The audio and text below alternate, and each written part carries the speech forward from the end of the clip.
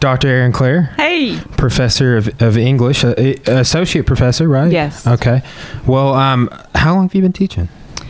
Well, I've been at Tech since 2006, and then I've been teaching college since 2002.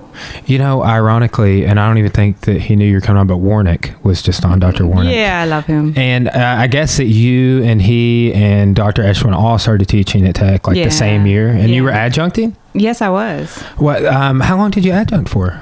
Let's see. I adjuncted for 2 years. David, my husband, had gotten the position right when he was done with his PhD, which is really rare, especially in theater. And I still had this sweet fellowship. Oh, and I gave it up to adjunct. So I adjuncted for 2 years, and then a position opened for a visiting assistant professor. What does visiting mean, out of curiosity? I saw that on there. Yeah, that means that a tenure track line is opened, but they're not going to fill that spot right away. So for various different reasons, maybe it's too late in the year or something like that, or they're not sure if they are ever going to fill that line, so they'll do a visiting for a 1-year contract. So it's not a tenure track means that is a line that's going to continue on, and visiting is not. Yeah. That's I was talking with because I thought that Billy Reeder was like a PhD, and he's like, "No, I just got my master's." Yeah. And Mr. Harrington too. He came on the podcast, and they were both telling me like, "Yeah, we just happened in these tenure track spots. It was crazy." Yeah. So, but that's I started adjuncting as well, which I only had my master's. So, so where did you and David meet? Like, at what point of the? Because you went, and where is Western Reserve? Case Western Reserve University. That's in Cleveland, I should have Googled it. Yeah, I just thought I would ask you. Poor researching skills, Brian. No, I'm kidding. Jeff Woods, he went to PhD school in Ohio. Yes, he sure did. At the other end of the state. Yeah, he did. That is in Cleveland, Ohio, and it's an engineering school. It's ranked, I think, usually 30th or 31st in the nation overall for 4-year institutions.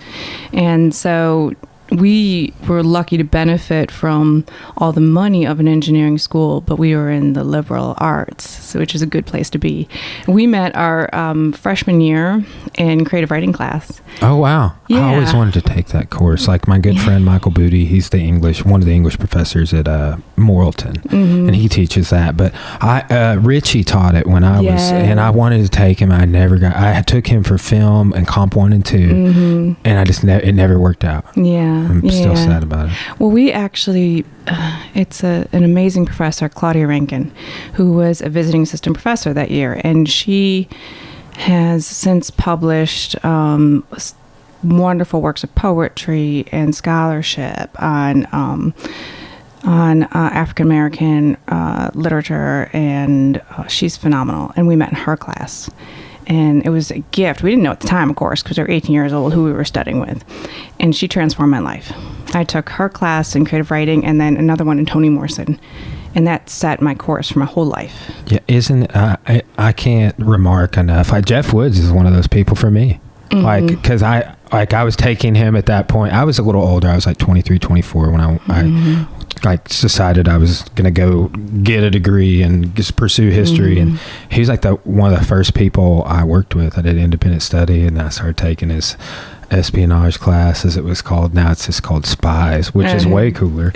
But like true mentors you pick up. And I just remarked to him several times, I'm like, do you know like what you were to me at the time and still are? Like, do you know how big of an impact you made?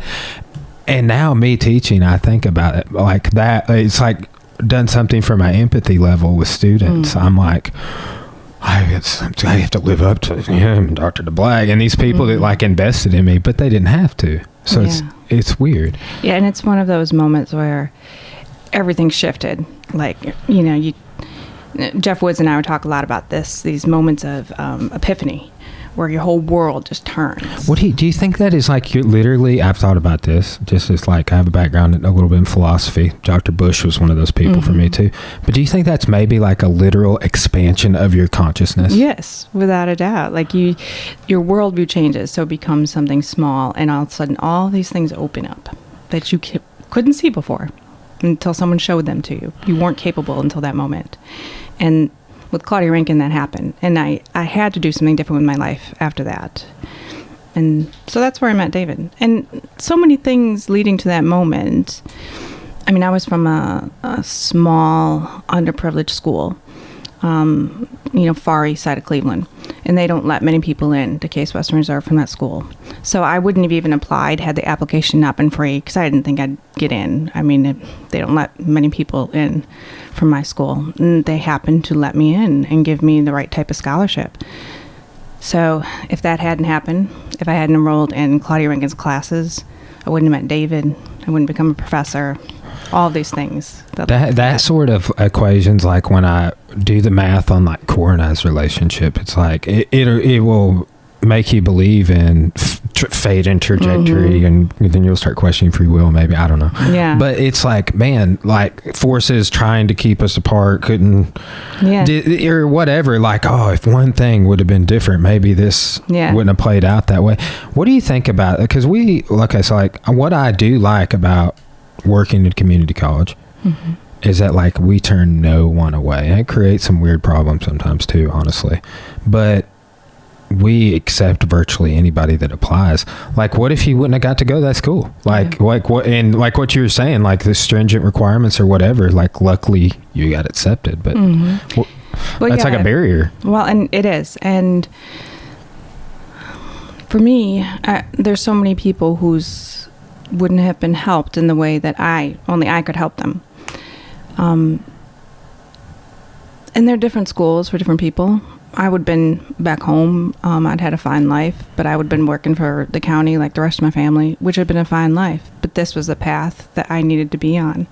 And I needed to be at Tech, helping people who needed me more than at a different school where, frankly, they don't need me. I needed to be in Arkansas. I didn't need to be in Ohio. I didn't need to be in New York. I need to be right where I am. What do you think you're calling to Neil was talking about this, Harrington. He's like, I come from the north, so I have this outside perspective. And people that aren't normally exposed to that perspective, or like my art in his case, it's like they notice, they're like, wow, you're really, but he's like, I notice things that you guys don't maybe notice or take for granted as a northern artist coming south, or just like the spread of ideas, like getting, have been down a Civil War rabbit hole, and like to see the ways that even the upper South is still very much lagging behind other parts of the country it's interesting. Well, and the way I see it, there's this idea in Arkansas that we're somehow less than someplace else. Except Mississippi. That's the idea. That's the idea of my whole life. Sometimes Louisiana too. Yeah, it depends. I know. It depends on the statistic. And it's in various different ways. It's in how students feel about themselves, what they'll reach for, their expectations of themselves. The Arkansas stereotypical image. I talk about that through the whole Arkansas history course. And that's something from DeBlack, I think, but it's in the book. But it's like the Arkansas image. It's this weird sort of hillbilly, backward, rude, like all the things that we get stereotyped into, like I address in the class. And it's but when you teach in different places, Arkansas students, of course, are equally as capable. They're brilliant. They have different ideas that are actually much more new, inventive than other places. And the other thing that's interesting is the idea of race, too, around here. There's this idea that it's more racist here than other places. And when you travel around, that is not the case. It is not. Racism functions differently in different places. But, it is just as racist wherever you go. And so when you start traveling around this country and saying, this place is worse, or here in Arkansas, or we have more to be ashamed of, that is not true. And I think I bring that perspective of having been someplace else and saying, no, there is so much valuable here. Just own what it is here. Celebrate it. Yeah. Build it up. Yeah, there is like a lot, I think, a sense of guilt about things related to race or even the Civil War or what have you. I had a guy on somewhat recently from Virginia that, like, his grandma was apparently a character, was trying to get him to, like, apply for this scholarship of, like, family members of Southern veterans, and but he's also Jewish. Was the complexity of the issue of, like, how one side of his family and the other one wasn't. And I mean, I can't imagine being, like, on some of the border states of along these sectional lines of, well, okay, so you got your PhD in Missouri, is that correct? Yes. And then you also went to Texas State. That's like 3 different worlds. Like, you're like north, upper south, deep south. Well, Texas is a separate nation, right? Yeah. Lone Star Republic. I've been reading a book called Empire of the Summer Moon about the Comanche. Yeah. Apparently, I never knew this. This is a guy's thesis, and I kind of researched a little bit, but they encouraged white settlement with the Austins to create a buffer against Comanche raids into Mexico. I'd never heard that. No, that's interesting. Yeah. Yeah, well, what I think was different here, when you teach about race here, people in Arkansas are much more willing to think and talk about it. And that was not the case in Missouri. In fact, it was like, oh, racism doesn't exist. Like, just absolve yourselves of it.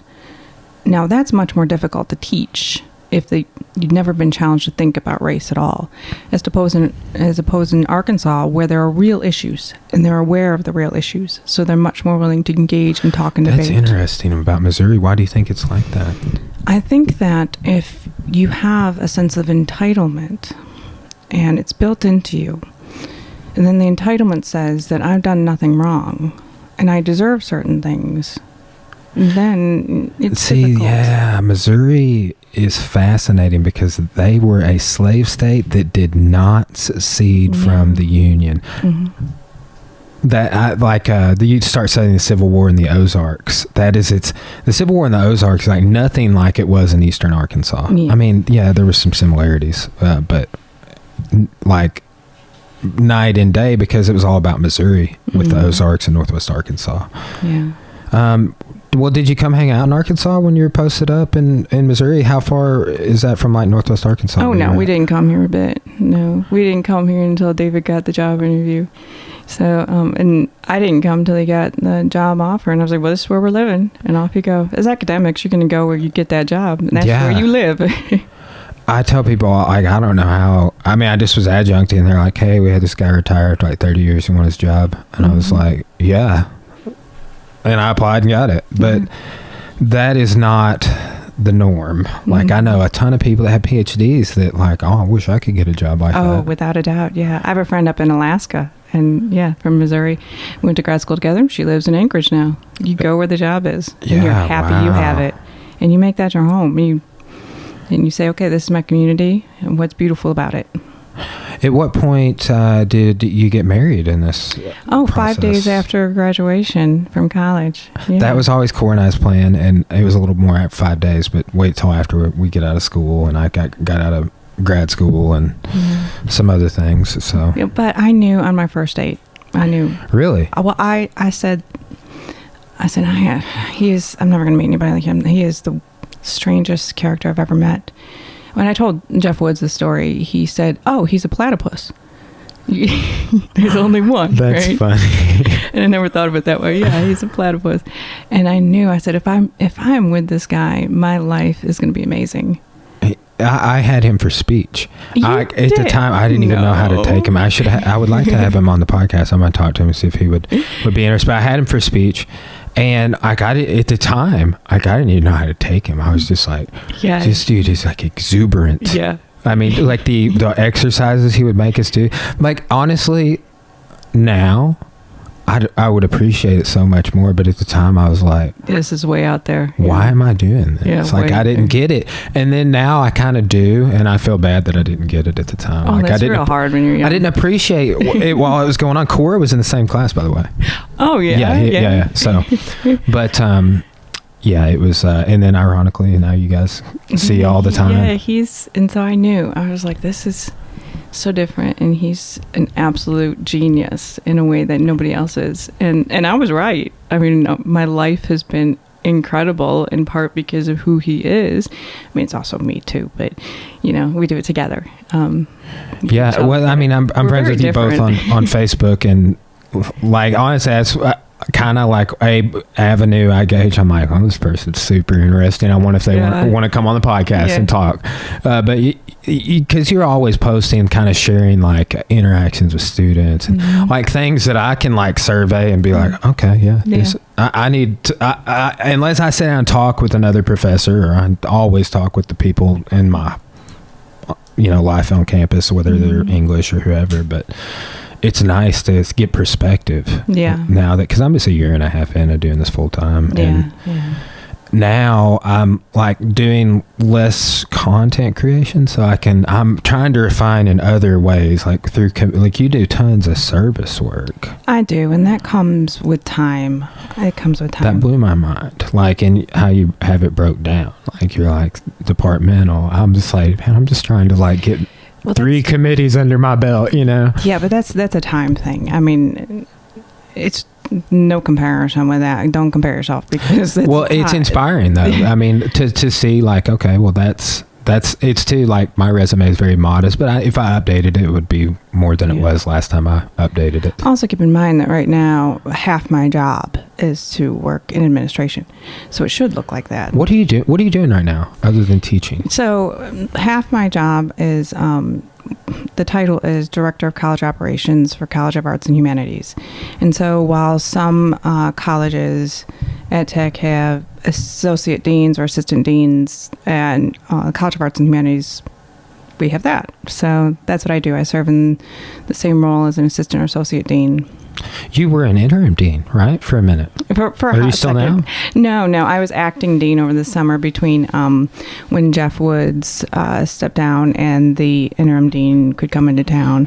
Who's going to be the dean now, or is this another interim dean? No, the full-time dean is Jeffrey Cass. Our requirement was that they be named Jeff. No, I'm kidding. Yeah. No, I already nicknamed him Jeff the Fourth. Yeah, I'm gonna make him a sash. He has to wear it. No, I'm kidding. Yeah, so you probably work with this person all the time. Then, yes, huh? I do. Yeah, I do. So the dean is the official keeper of personnel records, and so all of those types of things that they have to do for like.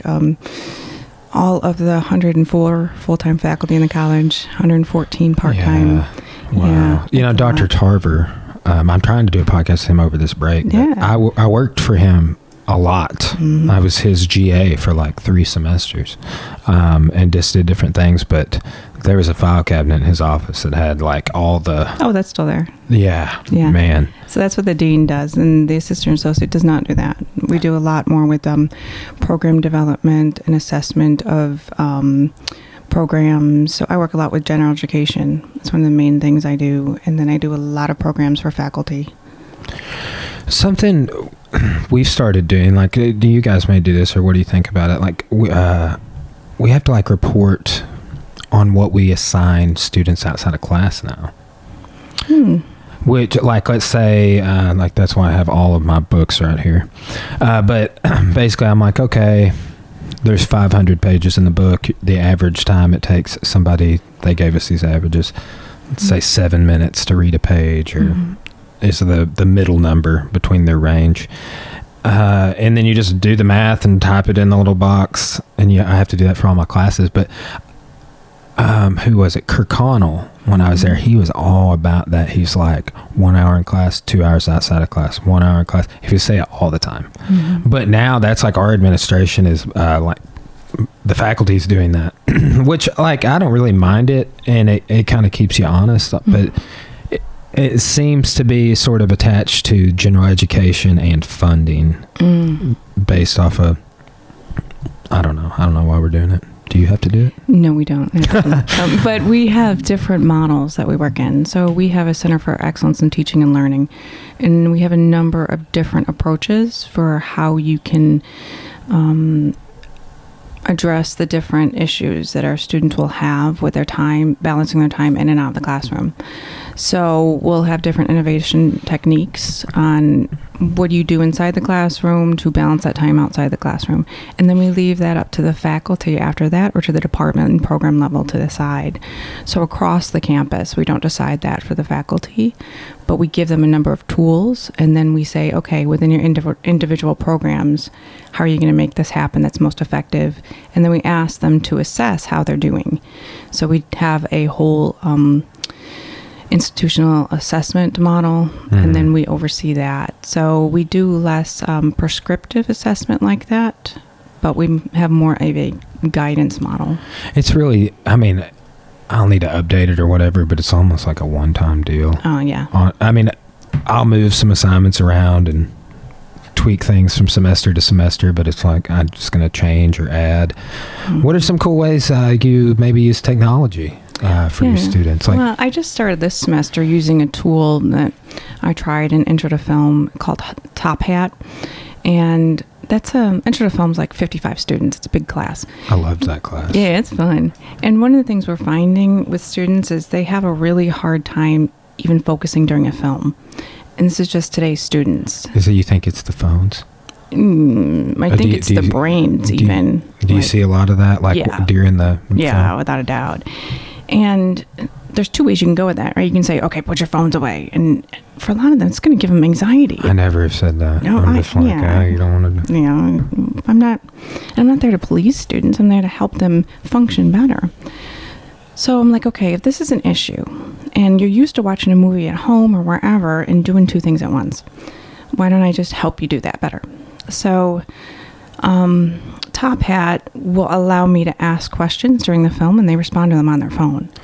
Oh, yeah, I've seen some apps like that. Yeah, and so for this one, during the lecture, it will be a response feedback. Like I'll be giving the lecture, I'll ask them a question about the lecture, they respond on their phones, I can see if they understood. If they didn't, I go over it. And then during the films themselves, I'll ask questions and I'll have to discuss about whatever technique I was just talking about in the lecture. They'll respond about it. I'll have real feedback during that while I'm watching how they're going through, saying, oh yeah, they're getting it, they're not. And then I can say, okay, we didn't really see those concepts, or you did, or whatever. Are you using like a tablet, your computer? Like what are you using to... Oh, there's a computer up there. Okay. So there's, a DVD player, computer, Blu-ray, all of that. Do you run into, so is that like an app that they're using on their phones, though, right? Yeah. Or they can access it on computer, whatever technology they have. Which I don't even think I think it would be such honestly, maybe a minority of people, but do you run into people that don't have a smartphone, don't have a tablet, don't have a laptop? We do have the ability to rent those out at our university for people who don't have that. That's awesome. Yeah. So we have some of those available through our computer services. Okay. That's a great idea. Yeah. Well, I know some campuses, like private institutions like U of O, I think they give all of their students iPads. Like some high schools have started going to that. Yeah. I think it's a great idea. And like we were trying to make like a bring your own device model type of a thing, but and they're nixing some of the computer labs, and that's been a lot of the professors are kind of like, well, what if they don't have a device? Like, are we gonna? And I met that at first, and I set that up with computer services to make sure there were some available, and it worked out just fine. And the other thing I have them do is they take some of their quizzes in teams, because what we find is when you're doing something like a multiple choice test, a lot of them just, they guess, they move on, they don't learn anything from it. So when you have those quizzes that aren't worth a ton of points, you have them debate those answers in their teams. They learn more from that activity. Oh, that would be a great way to do like a test review. Yeah, and then when it comes to the actual one that matters, they're prepped for that. They've learned something rather than just guess, move on, nothing happened. They're like, meh, right? That way they actually, hey, I remember saying this, or I remember reading this part. They learn something from that. And, they get some points, they get some feedback, and they take all of that in the platform. What other kinds of assessment do you like doing? I mean, I do a lot of multiple choice, but also we write a lot too. Well, it's English. I make them write. Yeah, they have to write papers. I have them do a philosophy of life too as an extra credit. Oh, like early in the semester or towards the end? Towards the end, after I feel like I've taught them some about different perspectives from around the world. Yeah, and so I feel like they have a little wider view. They have them do that. In my class, they make films too. Yeah, yeah. And that's a little intimidating at first, but if they have any smart device now, they can make a film. You know what I'm waiting for is like my phone and that camera over there to become like a unis, like, because they make some cameras with apps, but if I could get a really nice HD camera with like 256 gigs of onboard storage and apps for uploading, because like the Warnick podcast, it was like 3 hours long.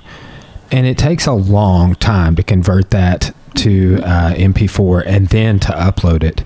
But that would, if I do it on my phone through an app, basically, or if the app is on the device, it's so much faster. Yeah, it is. And I'm just kind of waiting for that to...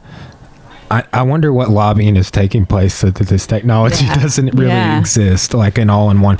You'll get like a lot of onboard storage, but you won't have the apps on the device. Yeah.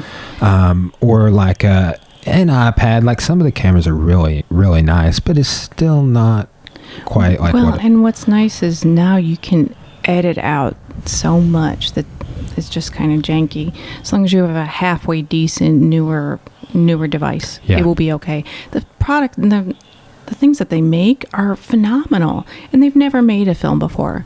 But if you know the techniques, just get the basic techniques. I don't teach them anything about how to use the apps because that's going to be obsolete in 6 months. Go out, figure it out. It'll teach itself. You just teach, this is what film is, this is what cinematography is, editing, this is how you do it. They make amazing things. How long are their films? Like 5 minutes. 5 minutes? Yeah. That's such a good idea. Yeah. I wonder if I could do it for like Arkansas history, because... Definitely. Oh, well, DeBlack and then also McCool, before I taught it, like he taught it for a semester while I was developing the course. And they did some oral history projects. And when I took it, I remember doing the oral history project. But I kind of want to evolve it. Like we actually watched, I have them, you ever seen A Painted House? Yes. Film? Yes. I have them watch that. I don't, the Black had them read the book. And like I already have them read True Grit. So I didn't want to assign 2 books. But then too, like I love history through film. And I'd like being critical, not in like a negative sense, but just like, how is this legitimate or not legitimate as a source of history, like a critical analysis paper. And we do that on A Painted House and kind of talk about the Arkansas image, but that's John Grisham book. He grew up in eastern Arkansas. And my honors in short film, I have him make a documentary, and you should do something like that. I mean, they go out to their little hometowns and things like that. They talk about something interesting that no one would know about, that might be lost to history, and they have a great time. One of my students did that. Are you familiar with the Titan II missile mishaps in Arkansas? No. When we had like nuclear warheads explode in cow pastures. It's not a big deal. It almost was, though. There is a documentary, high production value, on Netflix called Command and Control. I would recommend it to anyone, but we watched it. But then it's in Damascus, Arkansas. We have a lot of Middle Eastern place names around here, like Palestine. I've been through Damascus. Jerusalem, stuff like that. But Damascus is where this underground missile silo was, and a Titan II warhead, like a guy dropped a wrench down the silo, and it blew up like 200 feet in the air and stuff. But like you can watch the old like news reports and stuff about it, and it is just, but this guy's grandma lives in Damascus, and he's just like, didn't even tell him to do it, but he filmed her and brought it in, and but to hear her talk about it was wild. And they were like sharecroppers too, so it was just like, it was this all encapsulating view into, because she was probably like 80, I think. Well, and the other reason why I like doing that is it teaches Arkansans that their stories matter, and they're interesting, and they're cool, and you just give them a platform for it. And it's a transferable skill. No matter what job they're going to go into, this matters for the future. Not the technology as much, which will change, but the ability to tell stories in a way that's compelling. That's transferable. And to put that into a format that's going to catch a lot of people, that matters. And then you also give them a sense of pride of place, too. Tell the stories from here. Yeah. Yeah. Do you listen to any podcasts or anything? Like, what's your thought about podcasting? I listen to them when I'm on the trail, especially a lot of yoga ones. That's what I listen the most of. But there's tons of actual, like, I just started doing Audible, and there are tons of like originals. Like, you can get these original titles, and there's several on like yoga and wellness. Actually, one thing I wanted to ask you about. I saw this on your thing, which we could talk about yoga as well. I want to ask you a lot about that, but. Okay, so you, somewhere I saw you, like, you disseminate between mindfulness and meditation. Yeah. Right? And I've only heard a few people like differentiate. A lot of people are like, they're the same.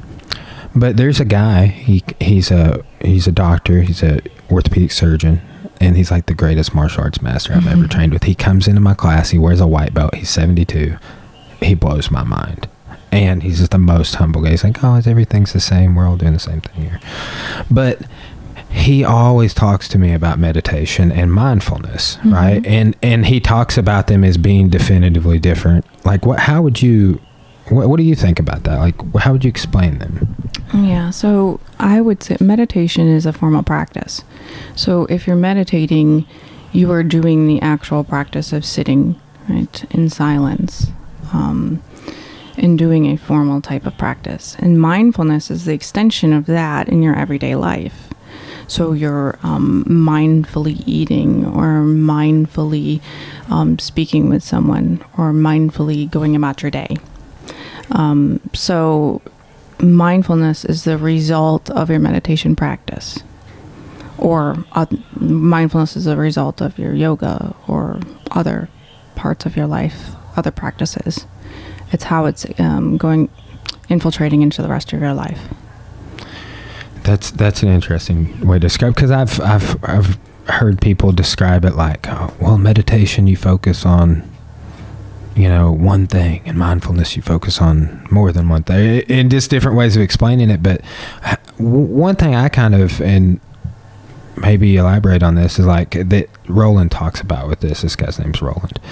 He talks about mindfulness is almost like savoring things, like maybe you're eating, but also observing yourself doing an activity that you always do.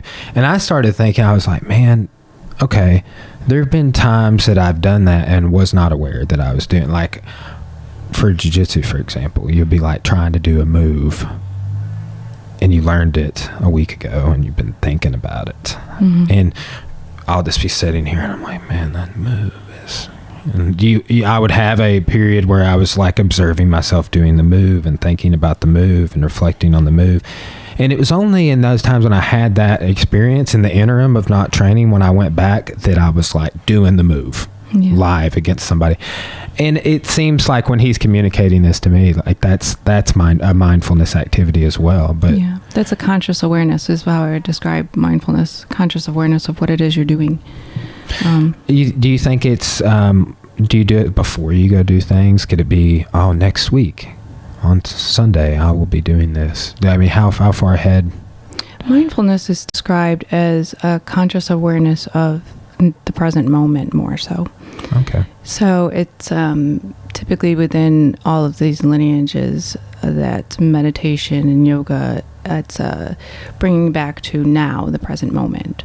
And the more that we're aware of what's happening now, the more mindful we are. So when we're lost in thought that isn't now, we're less mindful because nothing else exists. So thinking of, say, a jiu-jitsu move and that you've been doing, that doesn't mean you're not mindful because it's happening in the future or it happened in the past. You're just considering it. But when you're actually practicing mindfulness, you're also aware. I'm thinking of this right now, and it's interesting. Yeah, it is. It's something so many people talk about meditation, and this guy that I'm studying with is like, personally in my life, the person that I'm around a lot, he talks about it. Every interaction we have, it's like a part of the training. And one thing that he does is he's like, hey, let's do this kata over here. We do the Wing Chun dummy, and we'll do like these 114 moves. And then he's like, okay, now do it without the dummy. Now let's go sit over here and do it without standing up. Now do it with your eyes closed. Now and then he'll have us do this. We'll do it in our minds this way. Yeah. This way. He practices a lot of Tai Chi too. Like he does these surgeries in LA. That's exactly what I was going to say. That sounds like Tai Chi. Yeah. So what do you think the parallels are there between? Yeah. Well, they're all very much related to each other. So if you look at a long history of different martial arts and how they're interwoven and where they come from, and even yoga, there are more similarities than differences, especially when it comes to the brain and what it's trying to accomplish. And I don't know.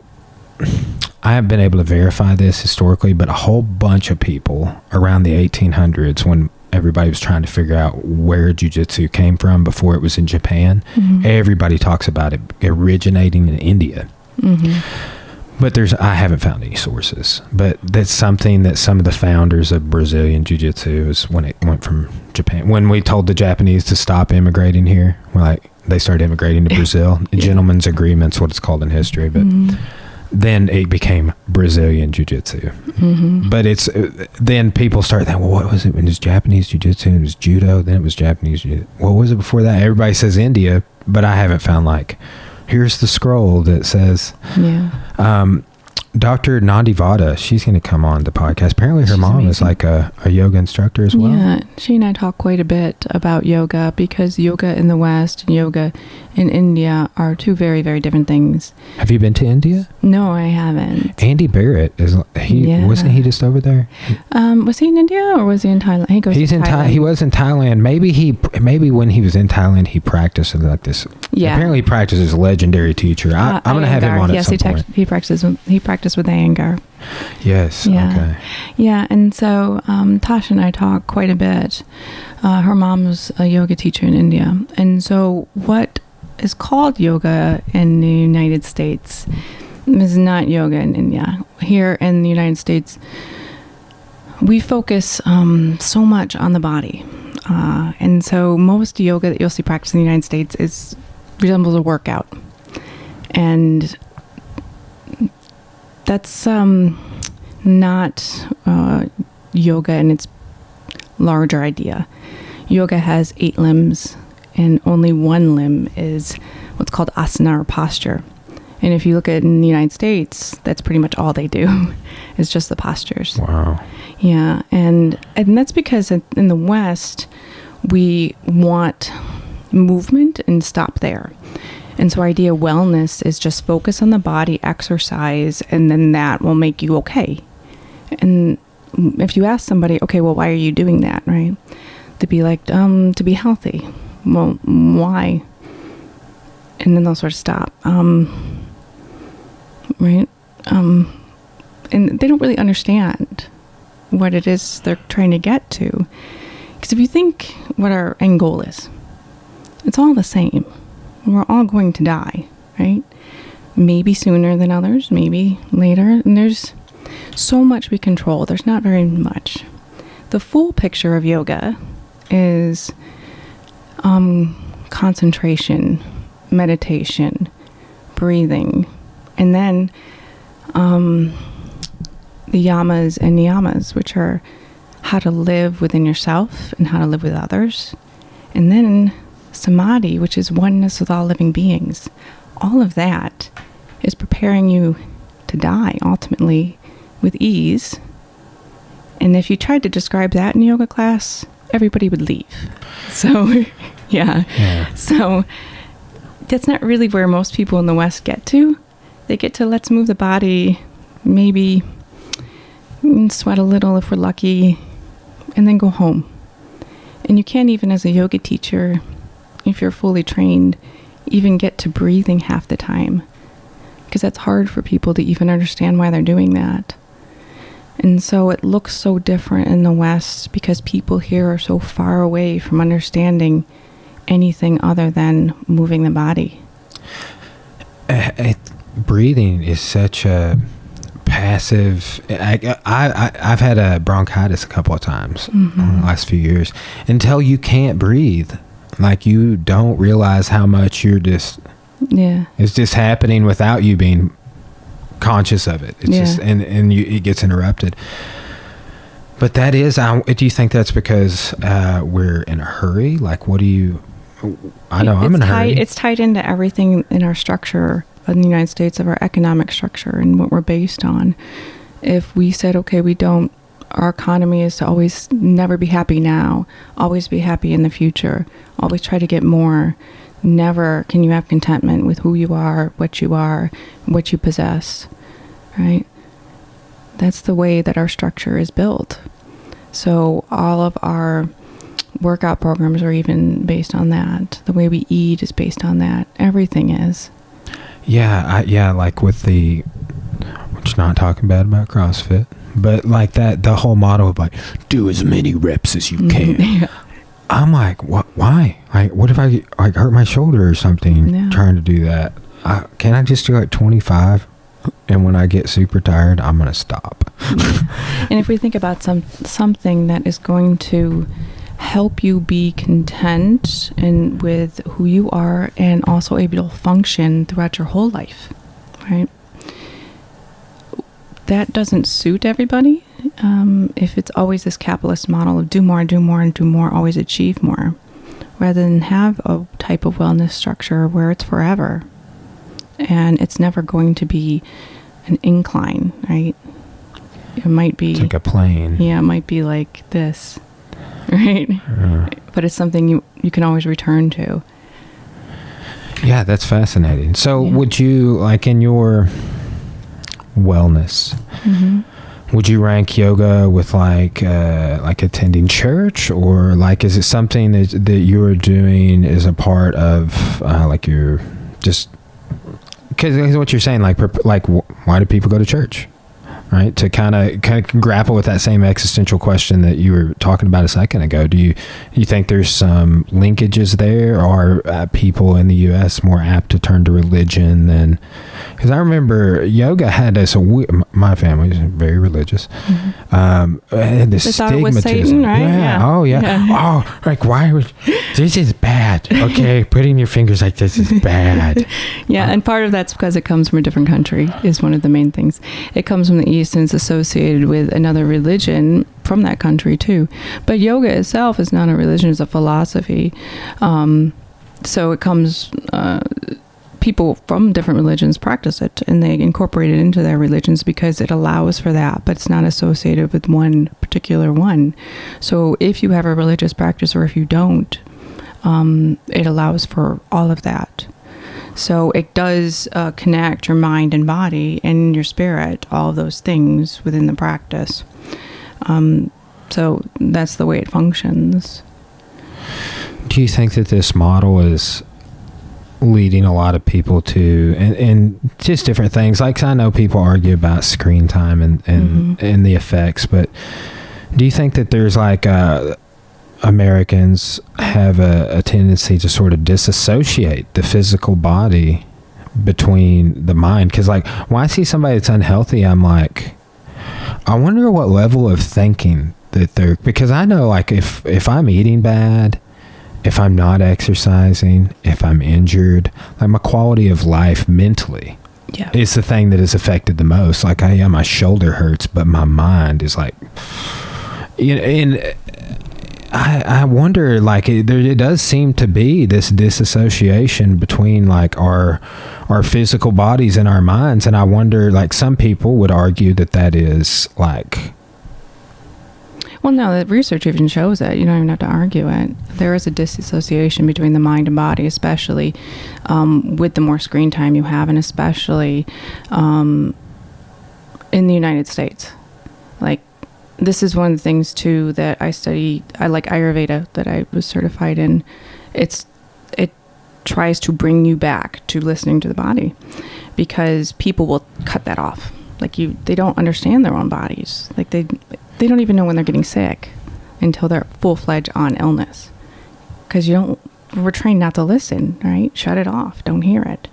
And so something like Ayurveda or even yoga will train you. Just listen to the body and listen back to your body. Figure out, okay, I feel this coming on. This part isn't too well. And it doesn't replace any Western medicine. It adds to that to say, okay, what is happening to myself? When is it the time to go see the doctor? And most people don't go until they are very sick and it's already late. Yeah. How long have you been practicing? Oh, well, it wasn't, I mean, I had practiced like most people do, on YouTubes or whatever, but I didn't get serious until I got tenure, which is when a lot of people make changes because they have time and they're like, I need more tools if I'm going to survive. So that was 2006. Okay. Wow. Yeah.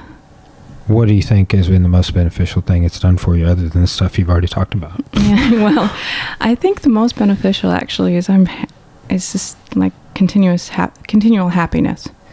Yeah. I mean, health is nice and everything, but none of that matters if you don't know how to control your own emotions. And that doesn't mean that I'm, one of those annoying people who's happy all the time, but what it means is that I understand now how to let emotions come and let them go. That is something Roland talks about all the time.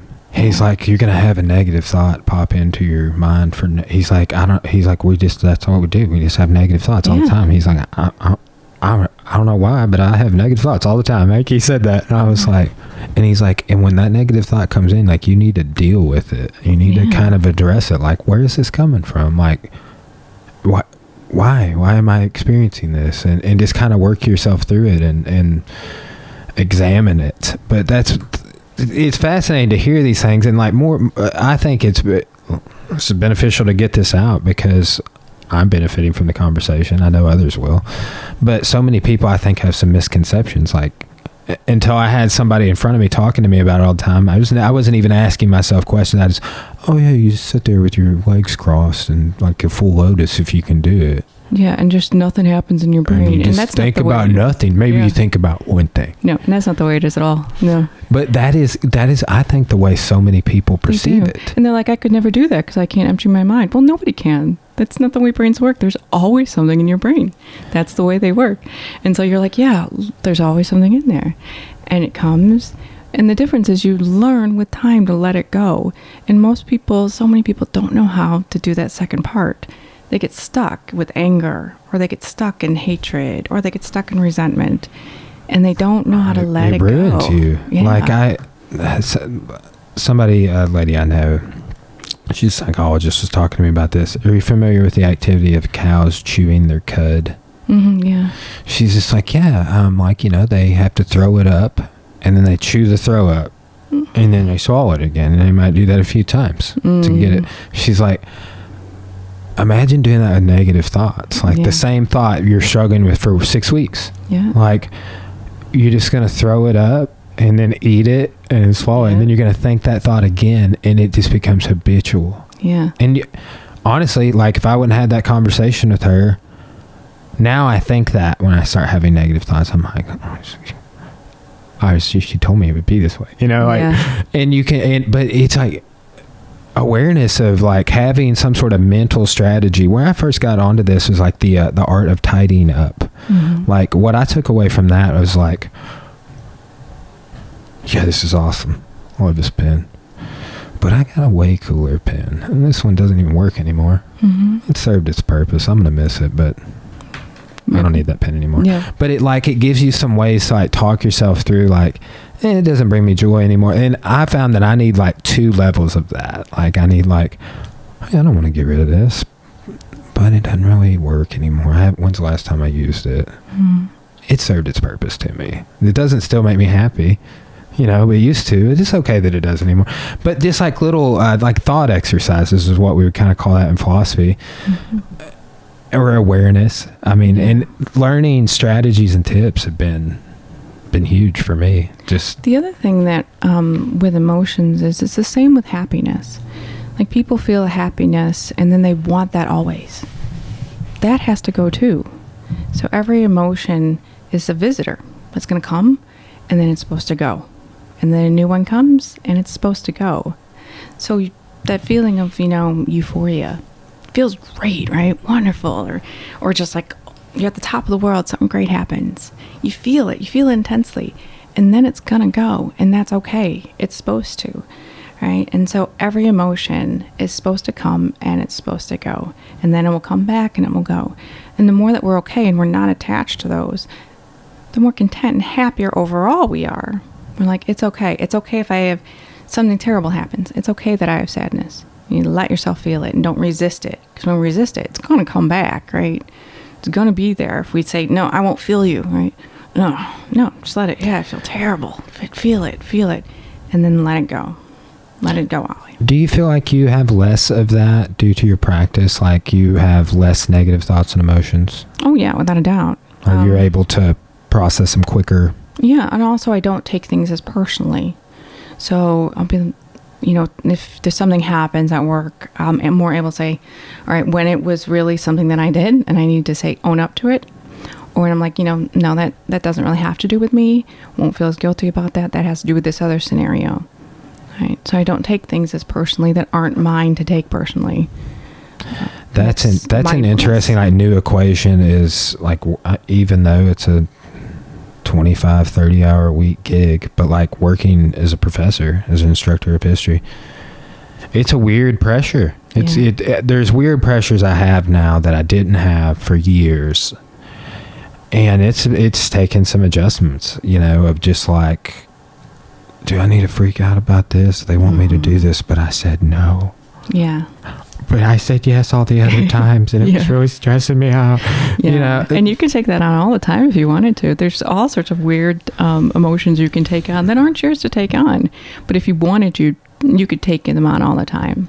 Yeah. It's just a choice. But I think that I don't have this conversation with this lady about it being a choice, and me acknowledging like, oh, I'm kind of thinking about this every day. Yeah. And it'll be in the back of your mind until you let it go. And I've had a thought like that just like set me down, like to where I just like, I'm just trying to do anything. And that's how big of an effect it can have on you, is just like literally depress you. Yeah. If you let it. Yeah, without a doubt. Or the same thing, like a student not doing well, and then you start taking it personally. And then you have to own up how much of it was me and how much of it was a student. And what can you do about it is the other next step. If there's nothing proactive you can do about a thing, then we need to let it go, right? So I'm especially big with this on negative thoughts and even negativity within social spheres. So on social media and things like that. If there's nothing we can do about it, then what are we doing? How are we helping with what we put out there? Yes, and those are hard lessons to learn. Like I try and have a policy, like let's say I upload this podcast and some people are like, you hippies don't know what you're talking about. Stupid. Like, to just let that go. Like, oh yeah, I don't even know you, or maybe I do, but that's not going to affect me. Like, you think I'm not going to do a podcast because of you? Yeah. But so many, it's the norm to be like, oh, you want to comment on my stuff? Like somebody did that to one of my stats the other day, and I was just like, yeah, I'm not going to reply. Well, that's because it's not about you. It's about them. Yeah. And it's just like, yeah, well, this doesn't affect me.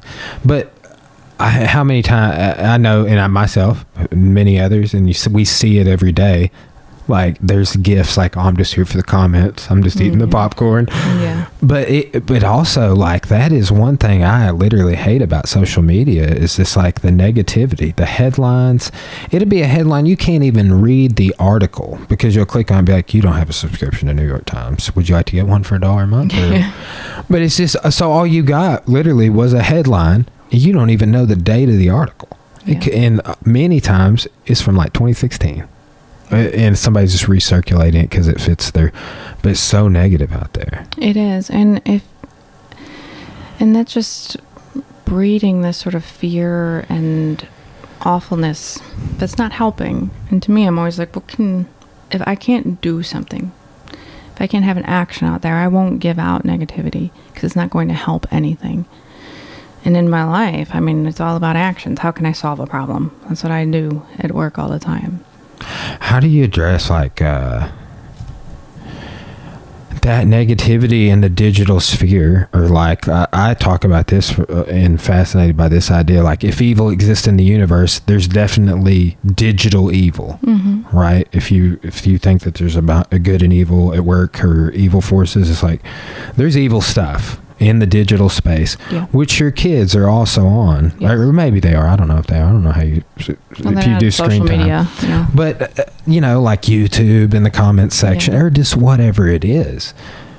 I think about it all the time, like because Cora and I are like family planning, and it's like, how do you even begin to navigate that? I've asked several people this, but I still don't know. Like I don't have it figured out for sure, but I get paranoid about it the more I think about it.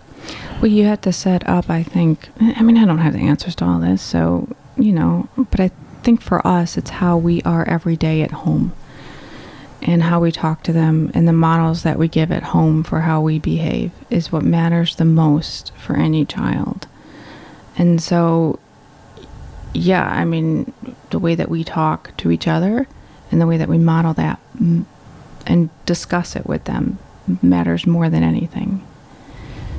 And we say, okay, how are you going to solve problems in this world? Because that's why you're put here on earth, right? That's at least our theory. You're born to help humanity in some way. And what is it you're going to do? And I can't imagine that, you know, spending your time commenting is the way that's going to solve your humanity. Yeah. Okay. Yeah. So you like knocking people over while you're on roller skates? Yeah, I do. Just, that's fun. What do you like about derby? That's fascinating. Like you, like I was like when I told you I wanted to have you on, I was just like peace, love, live in the moment, knock some people over. Yeah. Gotta have a balance, right? Well, it is. It's all about balance. But it makes a lot of sense, actually, when you start thinking about it. So what roller derby does is it teaches women to overcome their biggest fear. And for most women, it's getting hurt is their biggest fear. And not just getting hurt, but that they're not strong enough to overcome getting hurt. And so first thing you do when they come to practice is they got to fall down, because that's what happens continually in roller derby. You fall down like over and over and over. And so, I mean, we wear pads, far fewer than in football, but we wear pads. And so you fall down. You fall down on your knees, get back up repeatedly, because you have to train your muscles to fall down and fall down correctly. Because the minute you fall down wrong, you're never going to do it again. Leanna broke her tailbone, she'll tell you. Yeah.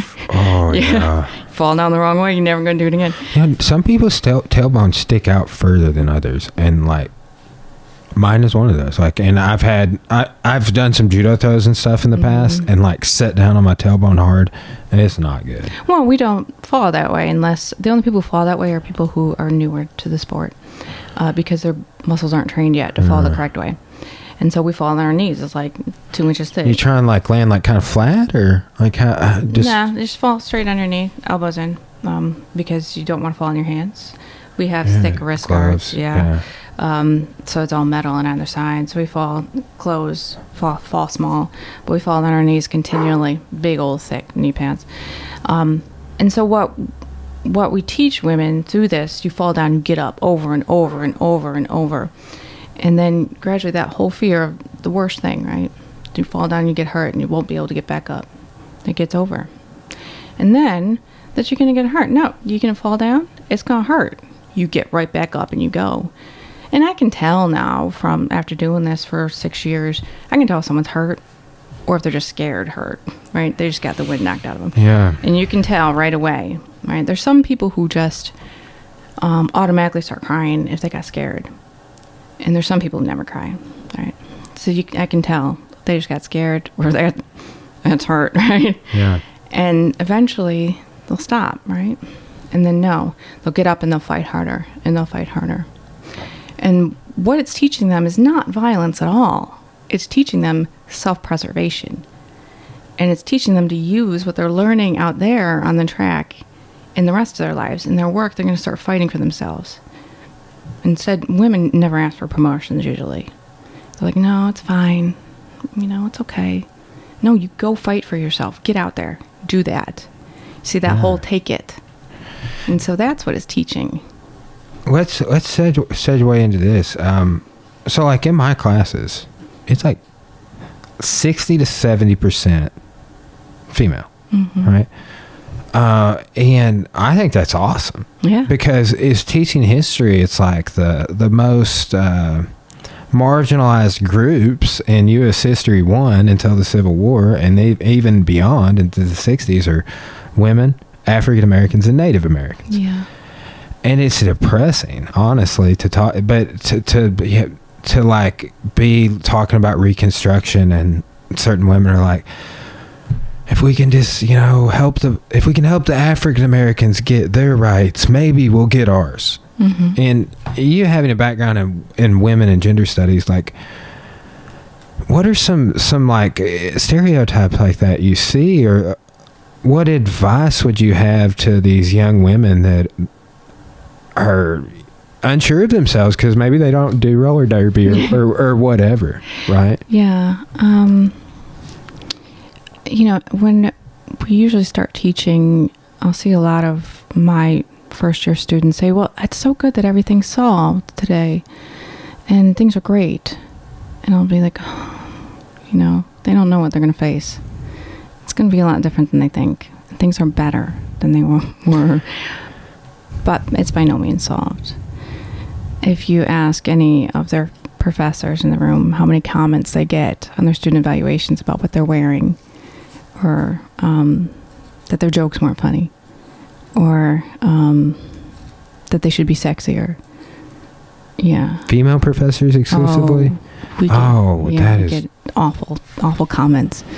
Oh, that doesn't make me happy. Yeah, and Chronicle Higher Education has done many, many articles about this. There's about 200 articles.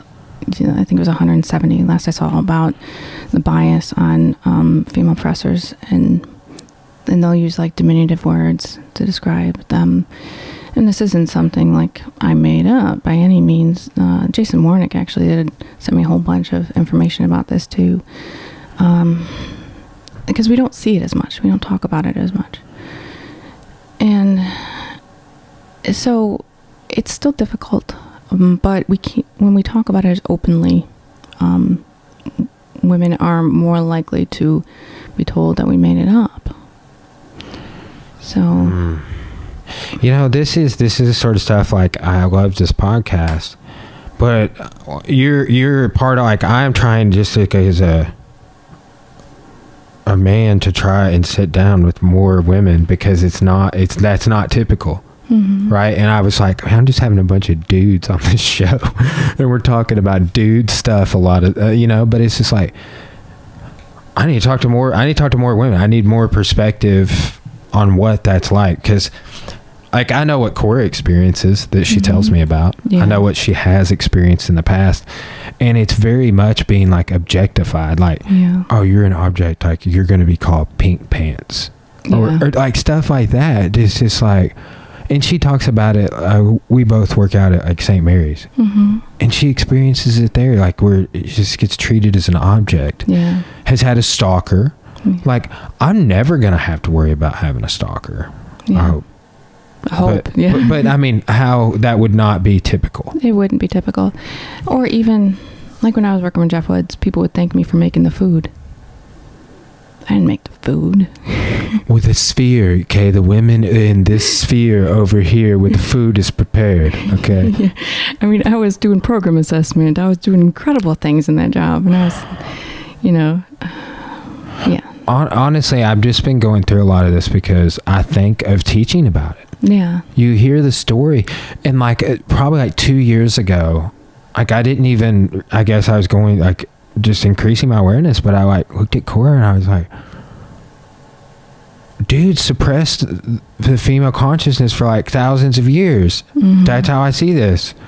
Yeah. Like, at one point in history in the ancient world, women were like deified. There's these Venus figurines all over the world, and it's thought that there's like women were seen as the key to the preservation of the species. Like, without these, like, we need to be sure they stay healthy.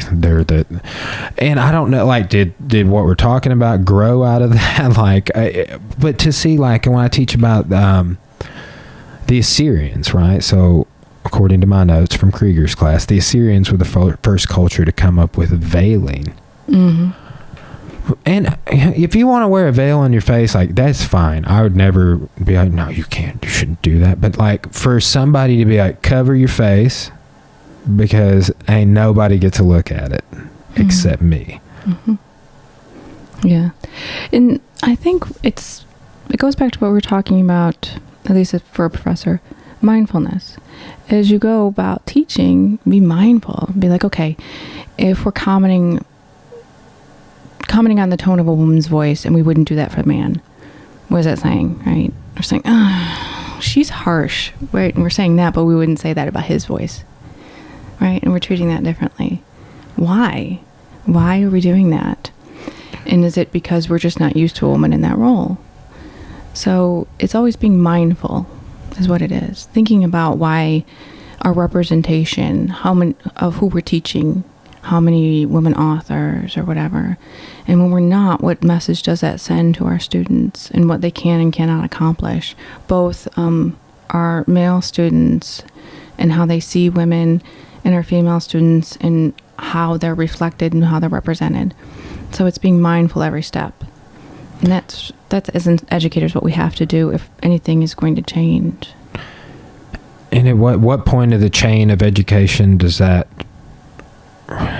like, when you have, like, I feel like this goes on a lot, like, you get, like, boys turning 13, 14, 15 years, and there's just such, like, this dismissive attitude. It's like, oh, boys would be boys, or whatever you want to say, of like, oh, they're going through puberty, or whatever it is. And these are also things I think about just, like, raising a family one day. Is like, how is that?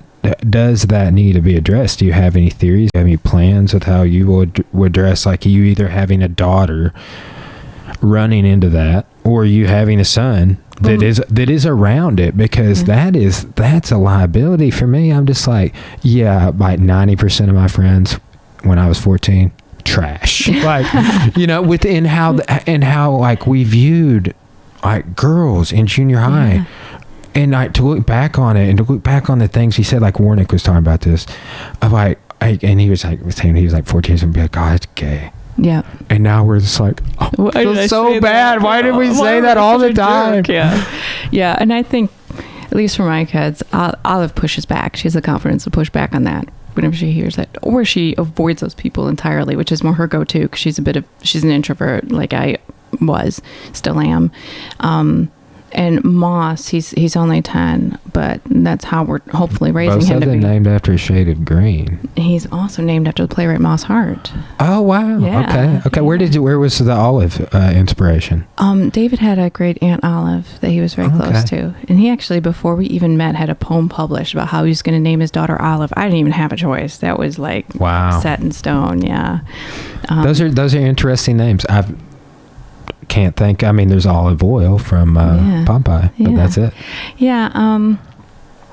Neil Harrington's daughter's named Olive, same grade. She is? Okay, yes. He did tell me, because, we were talking about kids, because, like, he was making fun of me. I was like, will it be anything like my dog? And he was like, let me tell you some stories, guy. And I was just like, oh, man. Yeah. Yeah, the name of his band is Black Sabbatical. I know. We have them on our big well-being committee series next semester. We're all going to go see them. Well, here's my plan. The new studio, I will be able to do, like, tiny desk concerts. Oh, that's so fun. So I'm going to see if that, like, there's another room in the house, and Cora would be thrilled when there's not a music room in the house anymore. Yeah. But the goal is to take this studio and that. Mm-hmm. Because the space, the new studio is probably 3 times the size of this. So we're just going to put it all, and it's like, I'm getting a new mixer, and we'll be able to do that. It'll be awesome. So I can sit on a podcast with him and be like, all right, you dudes play a song. Yeah. So I want to do that. Neil was talking about, I'm going to try and get Adam Fawcett on. Yeah, cool. Yeah. So might just do like a special episode once a month. So I do a Music Unraveled show. Mm-hmm. I've done 9 of those where we'll listen to an album or something like that. Like we went to a concert, we'll talk about it.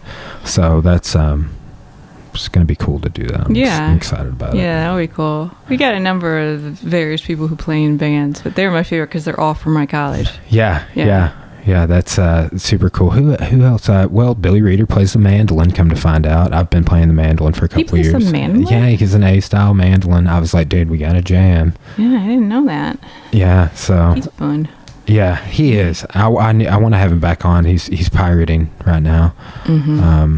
Sailing across the Gulf, but he's been training jiu-jitsu with us because Jeff Woods teaches the noon class at the gym, and so he goes to Woods' class once a week and comes to my class once a week. So I've been guilting Woods to get back into yoga. Well, the hope is that we can have more yoga times. Yeah, I know. At the new spot. Like we just did a walkthrough today. They still have to get a lot of stuff out of there. Oh. Have you been in the new spot? No, I drove by it today though. Okay. I've been in it when it was the old spot. Yes, we definitely, I know Cora's thought, but would like any opinions. Oh, I've already given mine. Yeah, she's like, yeah, her and Jess have it. But I guess, so you do hot yoga. And like, hot yoga. Yeah, that is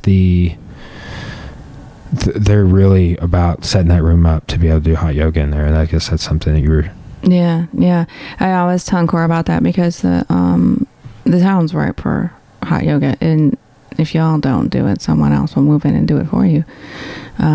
Because if you look at like Northwest Arkansas, they have a number of hot yoga studios. Yeah, we have an affiliate gym. It's one of my coaches, and they offered hot yoga, and they still have a huge room, and they don't do it anymore. And I'm just like, dude, yeah, it's just like wasted square footage and stuff. But have you seen? There's so many funny memes on the internet about like jiu-jitsu people doing yoga. Have you seen any of them? No. Okay, so there's one where it's like a Noah's Ark scene, and it's like an elephant and a penguin. And it's like the elephant says jiu-jitsu and the penguin says yoga, and it something to do with they produce this elephant-headed penguin, and it says murder. But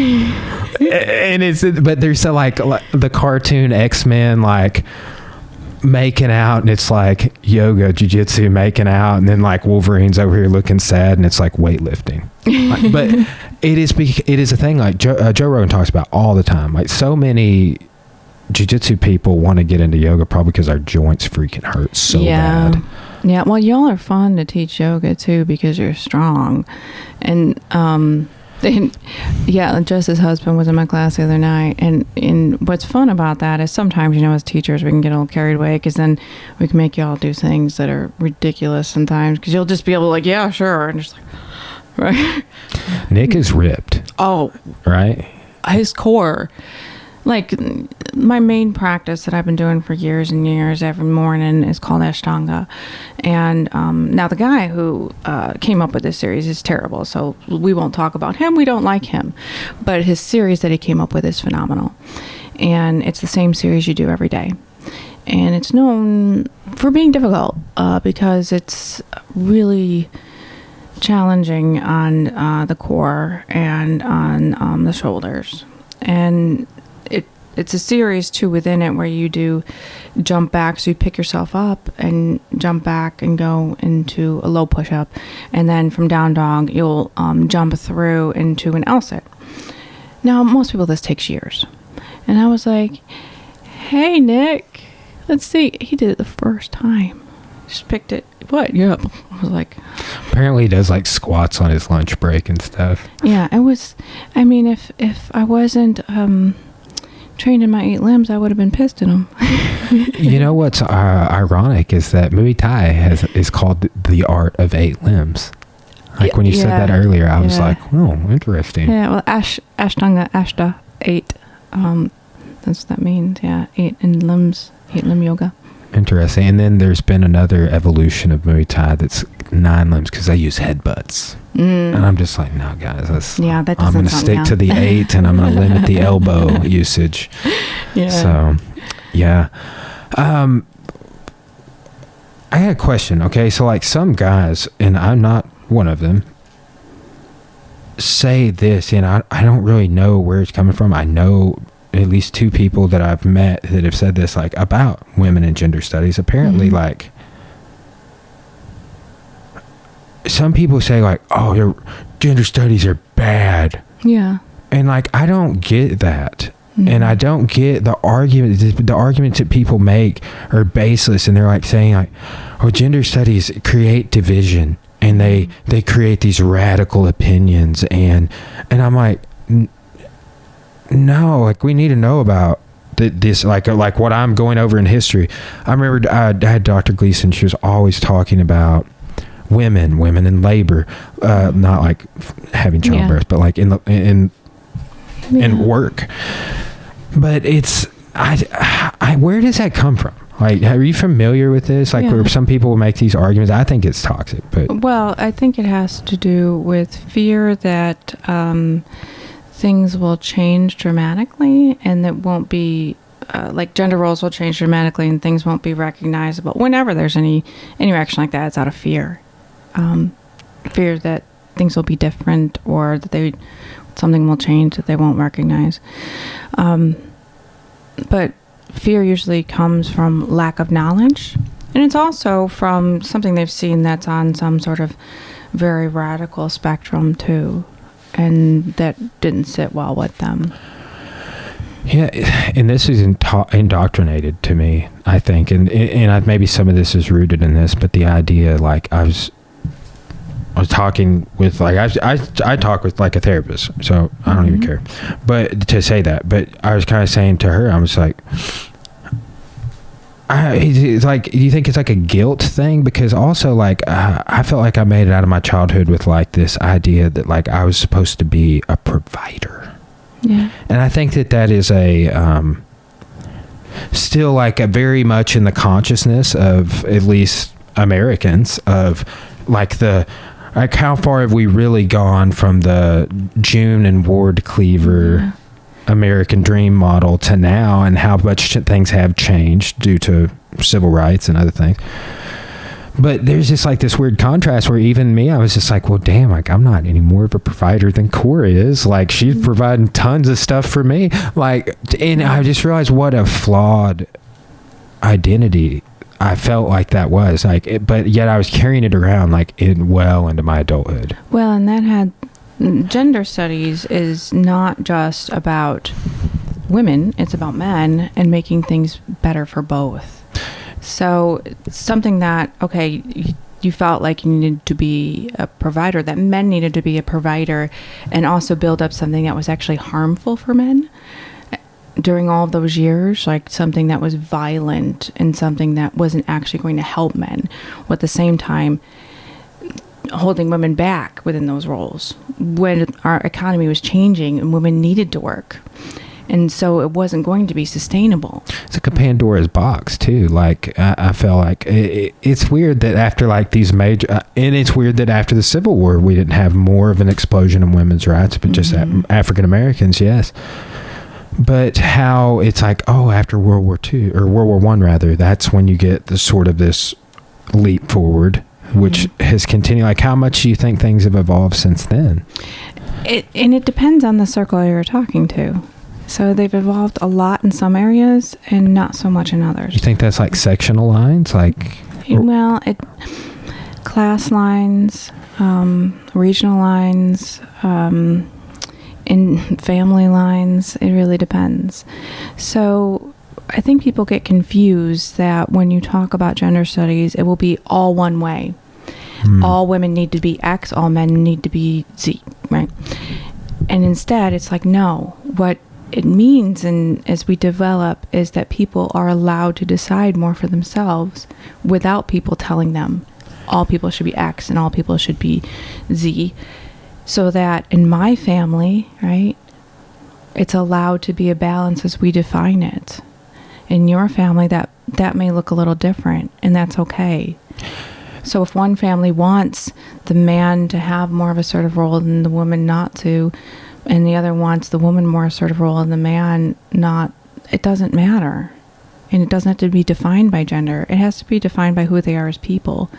And rather, since our economy has switched from way far away from an agrarian society, these have to switch because they're not based anymore on gender. And to still have them based on gender doesn't make sense for who we are and where we are. So you can keep that model if it works for your family, but to say we all have to have that model is just going to lead to violence, sadness, all sorts of trouble. I agree. Like, and not to say that David is a feminine man at all. No, if you knew him, he's actually not. Exactly. Well, and but I could see, like, at the time, like, I just had met no guys like him, which would actually probably just be like a really open-minded person that's just going to be their self with that, which is like how I'm trying to be. Yeah. It takes much more masculinity to be that way. It takes a lot more true courage and bravery. It takes to follow what's considered normal masculinity that's safe takes nothing. So someone who's very brave and strong is the one who's going to say, no, this is what it looks like. That's true masculinity, bravery. Yes. Isn't it crazy that, like, men are not, like, we're not supposed to cry? Yeah. Like it's just weird because, like, I remember being a kid and, like, that was kind of the... And then what happened when they weren't supposed to? It came out as anger lately. It's going to come out in a different way. It's going to come out as alcoholism. It's going to come out as something else. It's going to come out. If you have an emotion that you can't express, it's going to come out in a different way. Men, woman, doesn't matter whom, kid, for everybody. If there's something you feel you can't express, it's going to come out. I like, it's weird. It's interesting. As I've gotten older, only really the last 3 or 4 years, like, music makes me cry all the time. Yeah, it's beautiful. It is like this band that a lot of this artwork is Widespread Panic, my favorite band. But, like, I remember it was last March, and it was like, I mean, I've, like, teared up and, like, I'm not gonna cry or whatever at a show or listen to a song or get goosebumps, and I'm driving in my car, I'll just let it go or whatever. But, like, I, like, cried uncontrollably. Like, I didn't even know what was going on, but I've talked to several people about it, and I'm like, oh yeah, that's happened to me like 4 times. Yeah. When my chiropractor said that, he's like, oh, I remember it was this Eric Clapton show, opening song.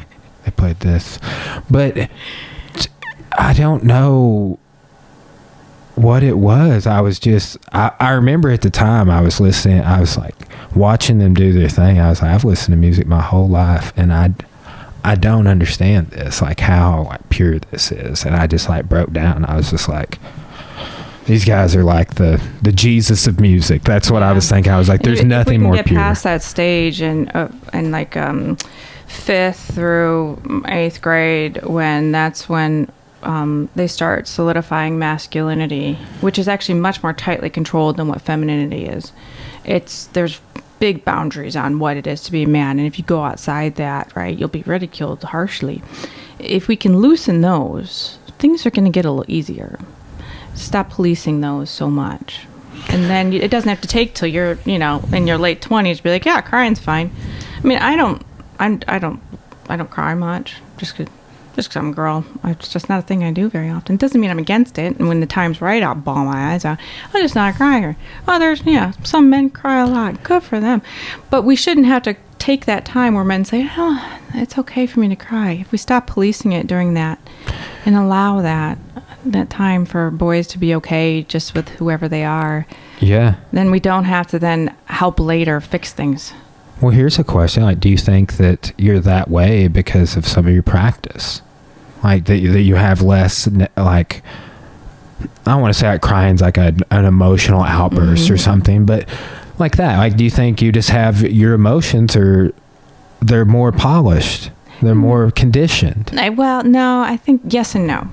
I think there's a range that people naturally have, and I think that some people naturally cry more than others. So there's that piece, and then others are that maybe my practice means that. Yeah, that's fascinating, because you've got a lot going on. Like, that's why I figured I'd go on message. I was like, let's just talk about, like all this stuff you got going on. Yeah. You're like, here's a resume in case you're curious, which was super helpful. I was like, this is going to be great, because not everybody can I actually ask some guided questions to and have some curiosities other than like, I saw you make this Facebook status about this. Yeah. And I never taught like classes in the history of like feminism as much, even though I'm trained in it. Mine was more in like the history of sexuality, which was my subfield I was more trained in. And that's where my research was. Or in like love and how that manifests with gender. I did teach a course for communication and the communication of gender and how men and women communicate differently and what that means. But I never taught a full-on like history of gender. Yeah. Well, I remember Gleason taught like a Southern women's history. Yeah. And then maybe just a women's history. And then she taught labor history, which in that course she went into a lot. To. Yeah. If you don't, you're being kind of a crappy professor if you don't go into gender with labor history. Oh, yeah. Well, and just going like one thing I've done is like, as I've developed my courses, is gone back and really interspersed my notes from courses I had when I had U.S. History 1 or whatever. And that was one thing that, yeah, it's in the book, but I feel like she did a little more, and I appreciated it. And I remember appreciating it at the time, and it's reinvigorated my interest now, Well, especially when you start looking at, like, I'm sure she talked about the public sphere, the private sphere, and when they started moving and shifting and how key that was to everything that happened. That sphere argument just... Yeah, it blows your mind, doesn't it? And you start, does. But, and then you see the remnants of it now with like people's grandmas and like, and just like, oh yeah. It is weird, and how it functions in the South more than in the North in different places. What do you think that's as a holdover from the agrarian days? Yeah, and it's the Industrial Revolution. That's really what it is. And this still, especially here, far more agrarian for far longer. And so you see that here, even in how people, like, I can talk to my students all day long about this stuff, but the minute they get married, they want to return to their agrarian roots. And you can see in their marriages. Yeah, I went through that. Isn't that weird? It's weird. And like, they'll drop their maiden names like they never had them. And they you don't have, you didn't take on. No. I felt bad for telling, like, I was like, Corey, are you changing your name? Like, what are you talking about? Don't feel bad. It works. Everybody works differently. This is actually David's idea, Yeah, it seems like somebody did tell me that. It's funny. He said, I wouldn't take your name, so why would I ask you to take mine? And I said, good point, sir. I should marry you. And, so that's a person, ladies, that you should marry right there. But also, I was going to be the first doctor in my family. There was never one. Wow. And so I wanted to make sure I had my family's name to make that happen. That means something. So... Yeah. They were lawyers, and they would work for county government and local government, but I'm the first Dr. Clair. Yeah, now, like, I just how I feel about, like, I would never want to do anything to, like, negatively alter or influence Cora's identity. And that is literally since we've got, like, I've had many shifts in perspective on that. And it's all since I've been, like, 28 years old. Well, she's her own person. She is. And honestly, the more I just, like, don't interfere with anything she does, like, even, like, or how she teaches a kids class or whatever, because I've seen people try and control, like, instructors, like, whether they're married or not. And like, hey, teach this, do it this way, and it's like, she didn't need any of that from me. And I've noticed a definitive shift since I was just like, you know what, like, I'm not going to really give any input. And things have only gotten better. Yeah. And that's, at least in my research, I mean, as far as relationships and marriages, when you grow side by side, letting each other just do that, and you're walking, because we're going to change as people. How do you, so you're a busy person, right? Yeah, I like being busy, yeah. How do you and David, like, manage your relationship, right? Well, you have kids too. Yeah. And do you have pets? Yeah, we do. So, yeah, which It's a circus, and I don't even have kids. It's a circus around here. Well, it helps that we work at the same place. That makes a difference. Although we don't see each other during the workday because we're cross campus. But, we begin each day together. We end each day together. We're always in communication. But we've been married for 20 years. And here's the thing. David and I got married. He was 21. I was 22. By this time, we've never been adults alone. So I've never had a credit card by myself. Yeah. I don't like life separate from David there's not such a thing in my mind. There is no life separate from David. Whenever there's an issue or problem, you turn towards the other person rather than away, towards a friend or social media or whatever it is. In a relationship, if you turn towards that person, the relationship will only grow stronger. That's where your security lies. And so if you turn away during a problem, that just gets bigger, right? So I have complete and utter trust in him and who he is, and that he'll be there 1,000%. And that's what matters, is that trust. And we're together at our children's events. When he has a production, it's going to be hard, but that production will end. So, it's going to be okay. Yeah. And would you say how do you balance your own separate identities? Well, or is there?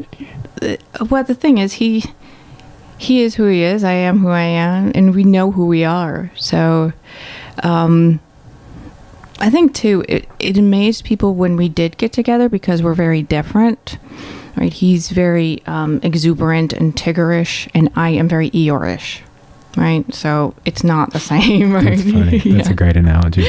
And so you can't make me into him. I can't.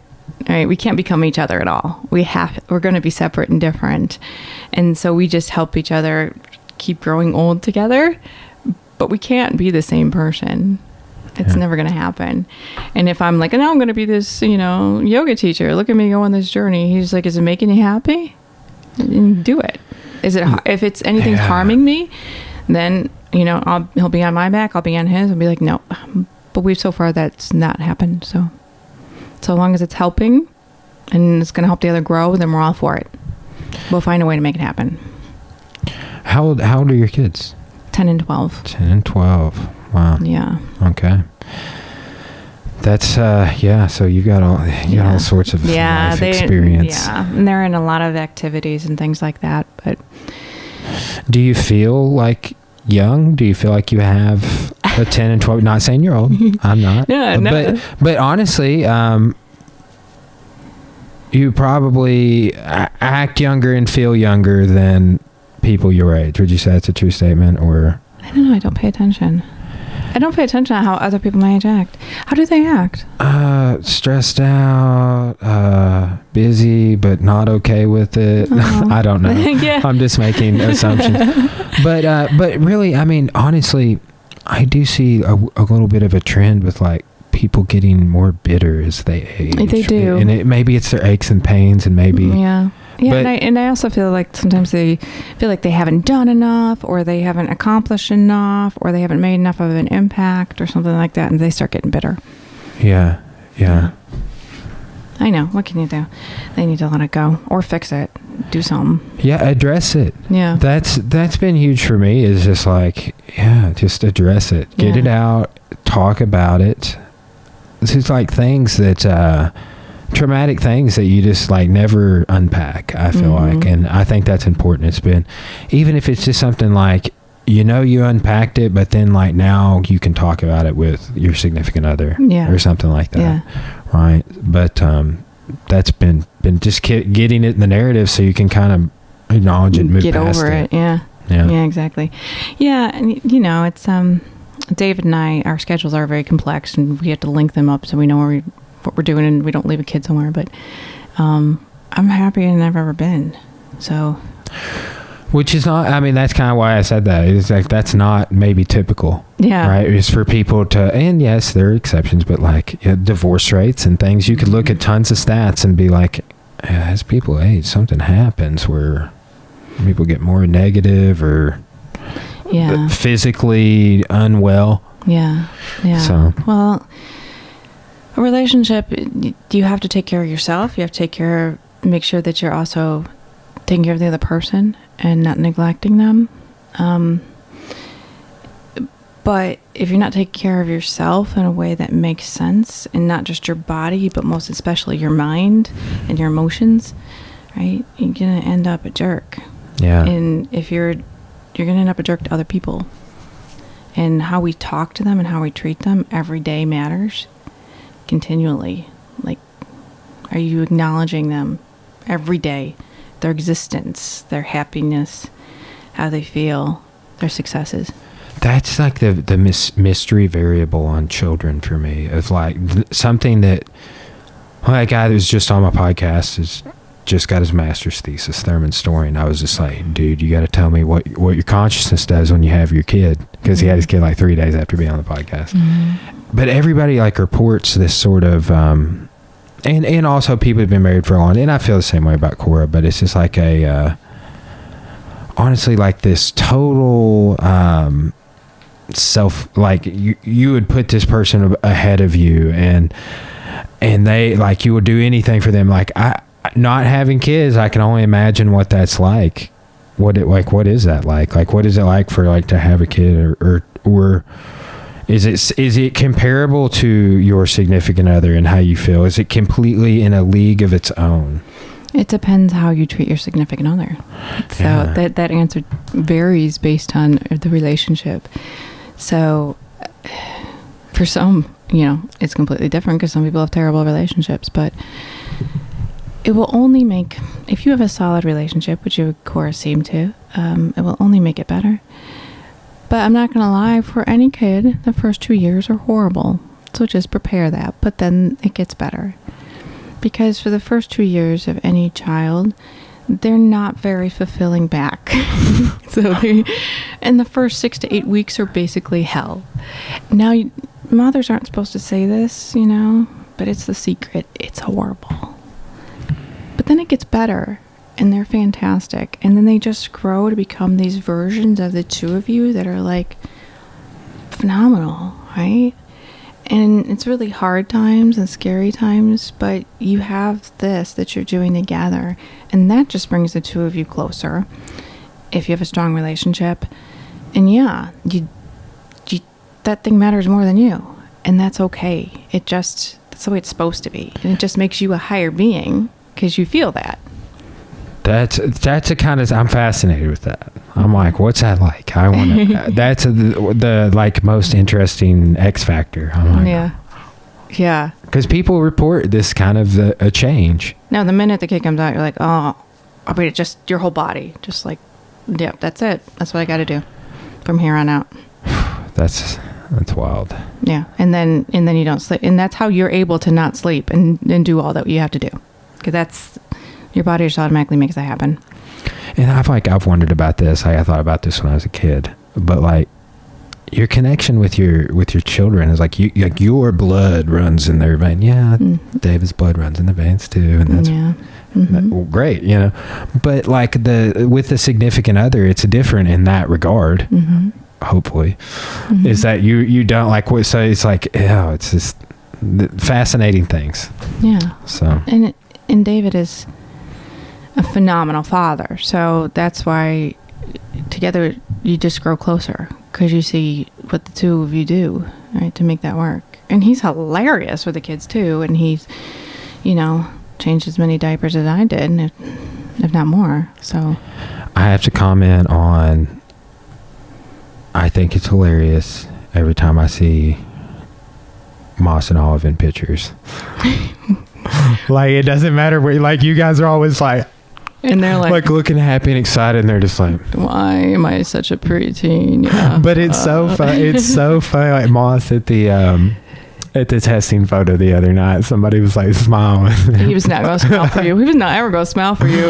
But to each their own. I think it's hilarious. It's but it's like there's some realness there because everybody has a problem with some like fake smiling, I guess. If it makes you feel bad, I did not smile until I was in my 30s. So. Wow. Yeah. Wow. It comes from a real place. Oh man. Yeah, it's funny. I'm like, oh, we should get him to like recreate that pitchfork photo. Yeah. Right. He'd do that for you. Oh man. Yeah, things change over time, and I try to explain that to him. It's not gonna until it's time. It's not gonna make a difference to him. Yeah. Well, I think it's cute, honestly. I'm just like, yeah, dude, keep not smiling in pictures. I think it's funny. But anyway. Well, so I guess let's go ahead and wrap it up. I guess I've hit my list of topics I wanted to poll you about. Is there any do you have a website? Do you have a place where people could go read some of your I saw that you had tons of just different research and publications you've done. I don't know. Anything you can to plug? Look me up at. Where the heck would you look me up? Just go to text page done. The I noticed that Warnick, he's a whole resume on a webpage. I know, my department, I was like only list a couple, and I was like, Jason Warnick gets everything, but yeah. If you go to the ATU Department of English and World Languages webpage and under faculty. Do you work with Paula? I do. Yes. I need to have her on. She comes to the gym, and Pablo is coming for a while, but she's from Italy, and she was in the gym the other day. I was like, Paul, what do you know about the Etruscans? And she was like, oh, from Tuscany. But she's just such a sweet lady. She is. I saw her. I was walking the track at St. Mary's, and I saw her doing like dumbbells and stuff. I was like, she works very hard. Yeah. Before I was director of college operations, I was director of composition. And I invented that role, and now that's what Paula does. Great. Yeah, she got it after I did. She has an interesting spelling of her name. It's like almost like a Portuguese spelling. Yeah. Paola, I think. Yeah, and she's amazing. She works very, very hard, and she's great with her students. So she'd be very interesting to talk to. Yeah, Dr. Brucker's still the man around there. Okay, yeah, he's been the guy like the whole time. Since Moses went to Tech. I see him, which I haven't seen him because I just started my membership back up at St. Mary's, and he was in there all the time when I was like in school and stuff. He ran a 5K every day. And he bikes too, right? Yeah, that's how he's much older than you think. Really? Wow. Yeah. Much older. Yeah. You ever see or hear anything from Dr. Ritchie? What's that guy doing? He retired. Yeah, you know what? He's very active on Facebook. You're not friends with him. I think I am. He posts a lot. Yeah, maybe I was. I don't know. I was at some point. I don't know if I still am. He was at the department Christmas party, and he brings everybody DVDs. It's so sweet. One time, I got the best paper in his intro to film class, and he gave me like some DVD.